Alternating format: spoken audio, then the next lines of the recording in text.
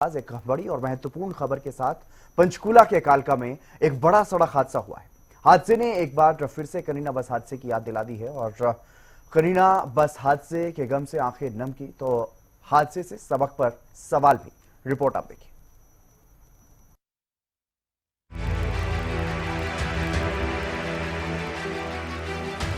हरियाणा में सड़क हादसे थमने का नाम ही नहीं ले रहे।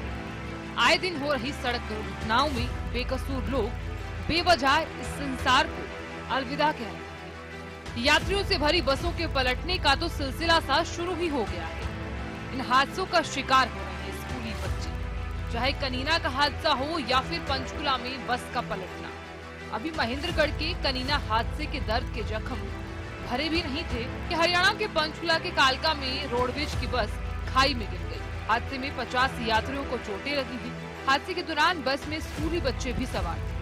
बस हादसे की सूचना मिलते ही प्रशासन में हड़कंप मच गया। घायलों को खाई से निकालकर अस्पताल में लाया गया। इधर परिवहन मंत्री असीम गोयल भी एक्शन मोड में नजर आए। तुरंत प्रभाव से बस के ड्राइवर और कंडक्टर को सस्पेंड कर दिया गया। बड़ा अनफॉर्चुनेट है, स्कूल बस हादसाग्रस्त हुई है। सुबह से पिंजौर एरिया में हमारे पिंजौर के पॉलीक्लिनिक में 46 बच्चे और बड़े मिला के, इसमें 3-4 बच्चे हैं, बाकी बच्चे तो उनका एडमिशन किया गया। उसमें से 22 लोग उन्होंने यहाँ रखा है और उन 22 में से एक एडल्ट फीमेल जो कि वैसे बस से बाहर थी, मतलब बस में नहीं थी, बाहर रोड साइड चल रही थी, उसको शोल्डर की थोड़ा क्रश इंजरी है तो वो इन्होंने मैनेज करके रेफर किया। बाकी सारे पेशेंट हमारे पास है और उसमें से 3 एडल्ट है, बाकी सारे बच्चे हैं और बच्चों को हमने इन्वेस्टिगेट कर लिया है, ब्रेक भी लिया है। 1-2 बच्चों को थोड़ा सा हमें एडमिट करके अभी ट्रीटमेंट की ज़रूरत है।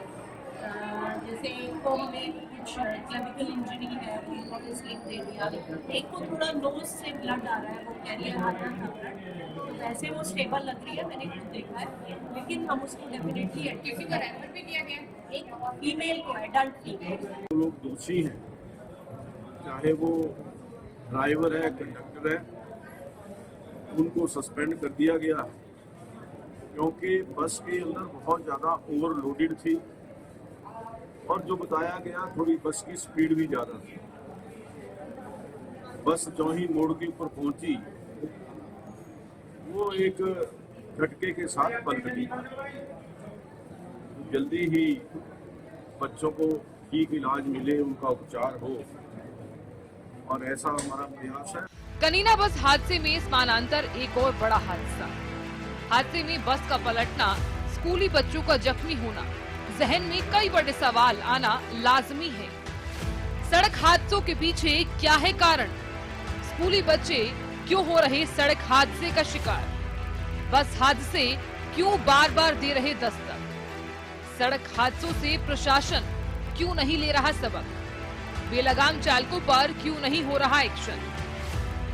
हाल ही में हुए बस हादसों की बात पर नजर डालें तो फरीदाबाद बस हादसा 5 जुलाई, महेंद्रगढ़ बस हादसा 5 जुलाई, कनीना बस हादसा 11 अप्रैल। पंचकुला में हुए बस हादसे के बाद भले ही ड्राइवर और कंडक्टर सस्पेंड कर दिए गए, मगर बड़ा सवाल अब ये है कि इन हादसों पर लगाम कब लगेगी?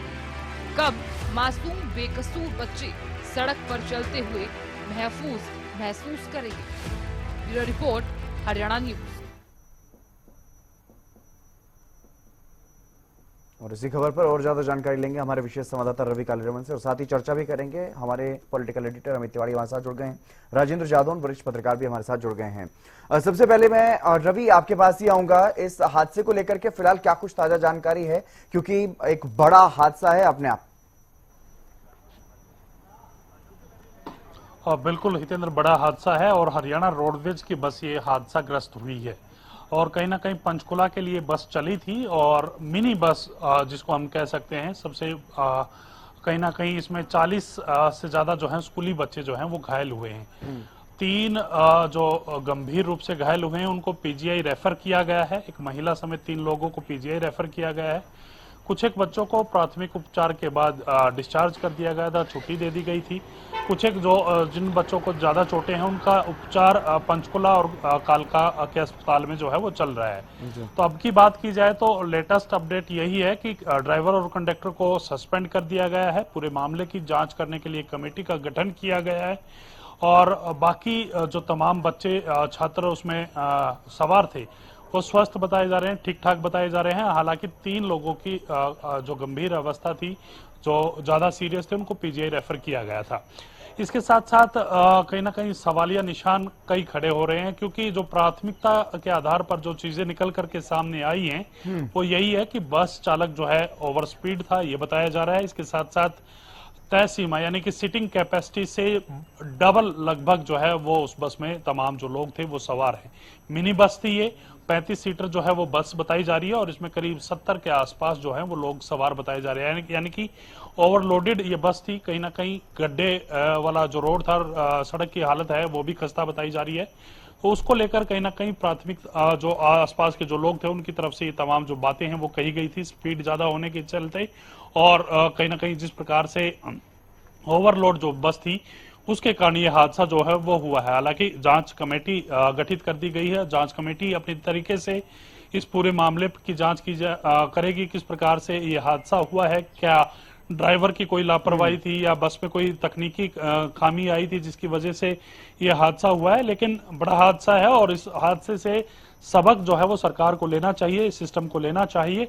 इस प्रकार के हादसे जो है वो भविष्य में ना हो, तो उसको लेकर कहीं ना कहीं तमाम चीजें सुनिश्चित की जानी चाहिए। सबसे बड़ी चीज हम जब भी देखते हैं रोडवेज जो ग्रामीण तबके से जाने वाली, शहर में जाने वाली जो रोडवेज बसें होती हैं उनमें इसी प्रकार से भीड़ होती है। यानी कि सीटिंग कैपेसिटी किसी बस की 52 सीटर होती है, किसी की 54 सीटर होती है, उससे कहीं ज्यादा उसमें जो है सवारियां भरी जाती हैं। छत के ऊपर भी जो है बच्चे, स्टूडेंट, जो छात्र हैं वो चढ़ करके सफर करते हैं। अनेक ऐसी तस्वीरें सामने आती हैं। तो ऐसे में कहीं ना कहीं इसको लेकर कोई नियम जो है वो जरूर बनाया जाना चाहिए कि इतनी सीटिंग कैपेसिटी है तो इससे ज्यादा जो है वो सवारी बस में नहीं जाए। बिल्कुल रवि, हादसों से सबक कब लेंगे ये अपने आप में एक बड़ा सवाल हर हादसे के बाद उठता है, लेकिन शायद सबक लिया नहीं जाता है। इसी पर ज्यादा जानकारी ले लेता हूं मैं। राजेंद्र जादौन जी हमारे वरिष्ठ पत्रकार हमारे साथ बने हुए हैं लगातार। राजेंद्र जी, इस तरह के हादसे अमूमन होते रहते हैं। जब स्कूल की कोई निजी बस में इस तरह का हादसा होता है तो सरकार बहुत ज्यादा सख्त दिखाई देती है, लेकिन अब तो यहाँ पर तो सरकारी बस ही हादसे का शिकार हुई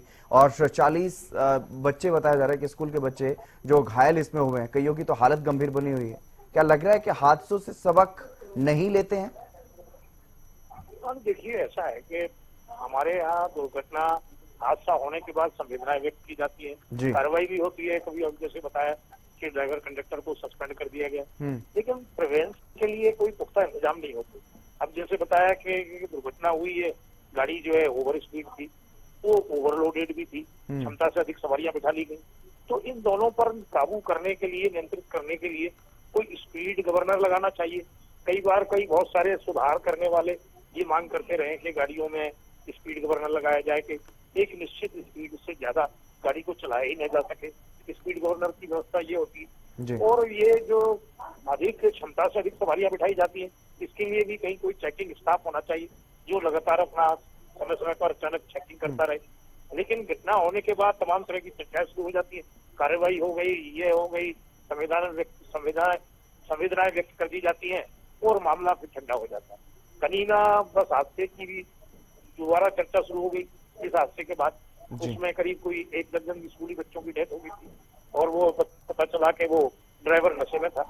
तो अब ये सब, इन सब की जब गाड़ी कहीं से रवाना होती है तो उसकी कोई चेकिंग होनी चाहिए। पुलिस जो है वैसे तो कहीं नाके लगा देती है, अल्कोमीटर से चेकिंग करती है कि कोई वो जो कार वाले और जो सामान्य नागरिक है वो पीछे तो वो ड्राइव नहीं कर रहे हैं।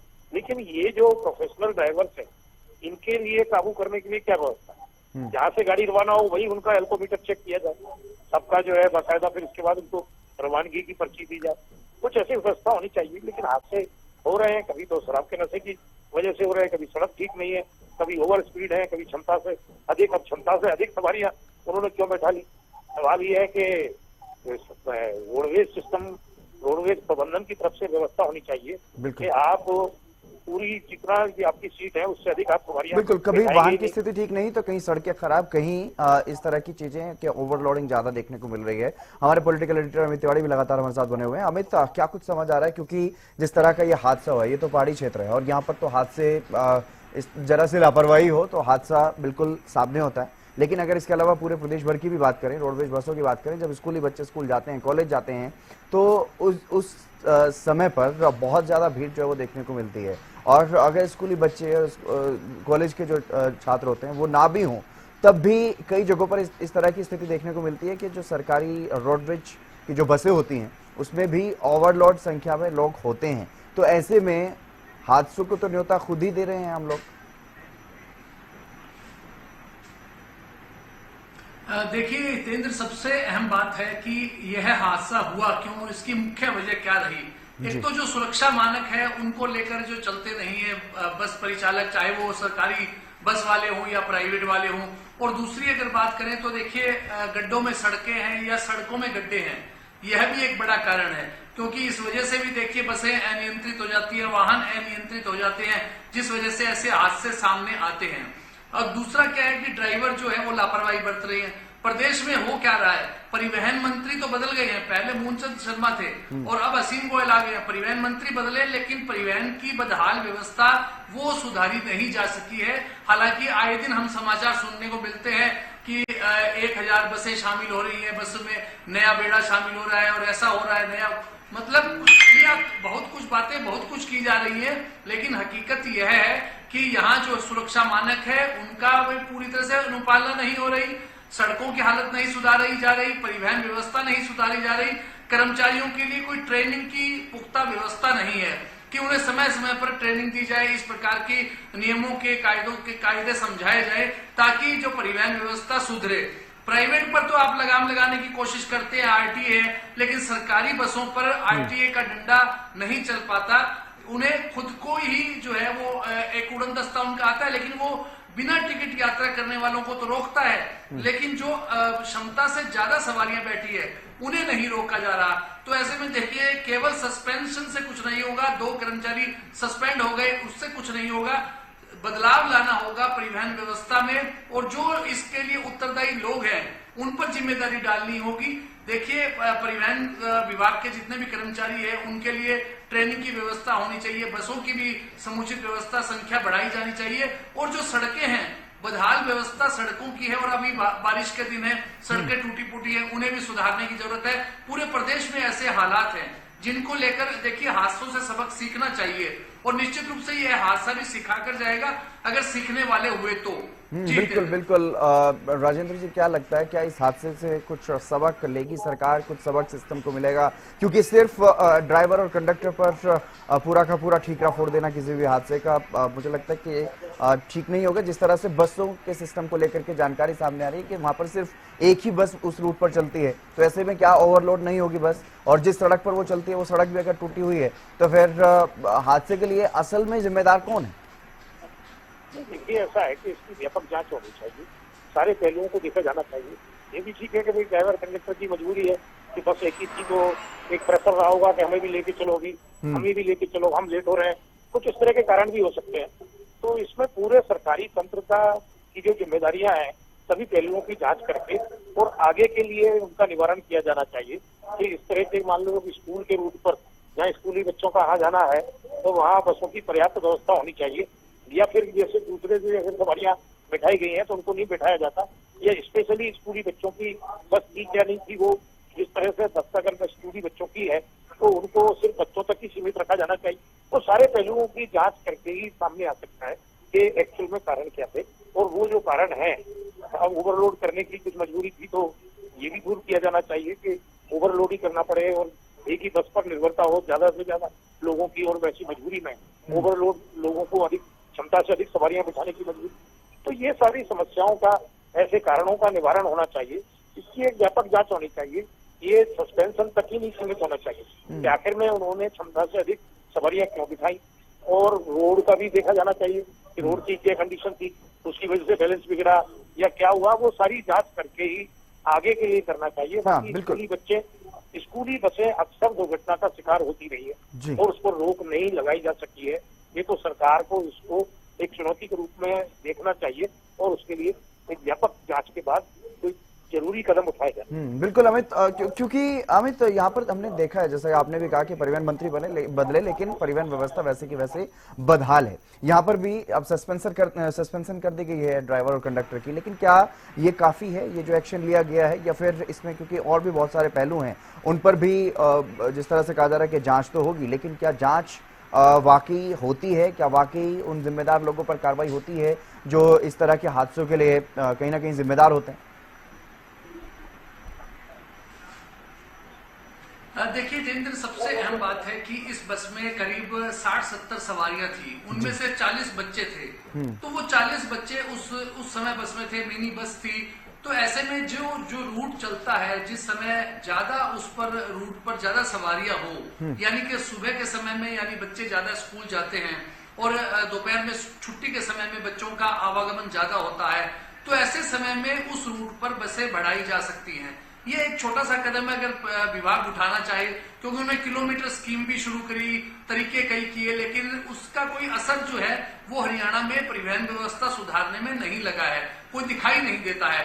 तो ऐसे में जो दिक्कतें हैं, देखिए सस्पेंशन से कुछ नहीं होता, भले ही 2 लोगों पर जिम्मेदारी डाल दी गई है, लेकिन कमोबेश यह स्थिति पूरे प्रदेश में है। आप अलग अलग सड़कों पर जब हरियाणा रोडवेज की बसें दौड़ती है तो कोई उन्हें यमदूत कहता है, वो बेपरवाह अपनी तेज रफ्तार चलाते हैं। कई बार एक्सीडेंट होता है तो ज्यादातर उसमें हरियाणा रोडवेज की बसें दिखाई देती हैं कि वो अनियंत्रित होकर बस दूसरी सवारी पर चढ़ गई, दूसरा वाहन था उस पर चढ़ गई।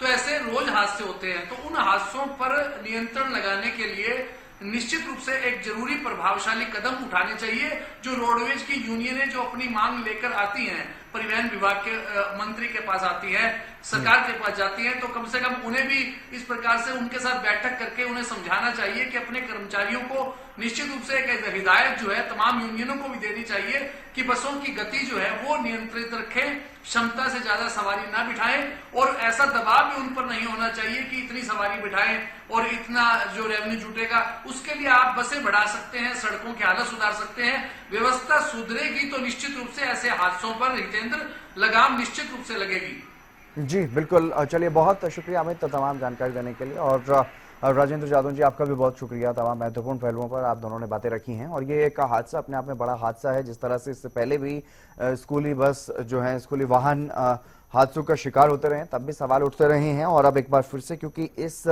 सरकारी बस में, इस रोडवेज की बस में भी स्कूली बच्चे बड़ी संख्या में सवार थे और ओवरलोडेड ये वाहन था। जितनी सीटिंग की कैपेसिटी उससे लगभग 2 गुना इसमें लोग सफर कर रहे थे, और ड्राइवर की भी इसमें लापरवाही सामने आई है कि ओवर स्पीड भी वाहन था। तो इस वजह से कई पहलू इसमें निकल करके सामने आ रहे हैं इस हादसे को लेकर के, लेकिन कार्रवाई सिर्फ चालक और परिचालक पर अभी तक हुई है। अब आगे देखने वाली बात यह है कि कब तक इस मामले में जांच होती है और क्या कुछ और पहलू निकल करके सामने आते हैं। और बड़ा सवाल यह भी, क्या इस हादसे से सबक लेगी सरकार, क्या सबक सिस्टम लेगा और आगे इस तरह के हादसे ना हो पाए, इसके लिए कोई जरूरी कदम उठाए जाते हैं या नहीं।